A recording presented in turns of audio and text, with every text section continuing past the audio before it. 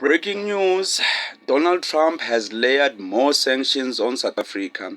This time, we are excluded from the G20 summit that will be hosted by the USA and Donald Trump in 2026. I thought I was going to paraphrase this, but there's so much information here, I have to read the whole thing. So bear with me, I'm gonna go through this as quickly as possible. So, quoting from Donald Trump, is saying that the United States did not attend the G20 summit in South Africa because the South African government refuses to acknowledge or address the horrific human rights abuses endured by the Afrikaner, the other descendants of Dutch, French, and German settlers. To put it more bluntly, they are willing to unalive white people and randomly allowing their farms to be taken from them. Perhaps worst of all, the soon to be out of business New York Times and fake news media won't issue a weight against this whatever.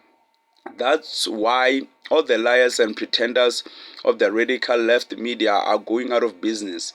At the conclusion of the G20 summit, South Africa refused to hand over the G20 presidency to the senior representatives from our US embassy who attended the closing ceremony. Therefore, at my direction, South Africa will not be receiving an invitation to the 2026 G20, which will be hosted at the great city of Miami, Florida next year. South Africa has demonstrated to the world they are not a country worthy of membership anywhere, and we are going to stop all payments and subsidies to them effective immediately. End quote. This kind of makes me nervous because America has so many tricks up their sleeves. Remember, we have a South African soccer team, Bafana, that's going to the United States for the World Cup in 2026 in the United States. So, yeah, the chance of winning the World Cup there. Yeah, now I can see it. There is no possible way of South Africa, Bafana, of winning the world. They wouldn't even allow them. Do you think Donald Trump will allow South Africa to hold the trophy of the World Cup? They would rather give it to the USA directly, even though they are not a soccer country. So yeah, man, it's going rough.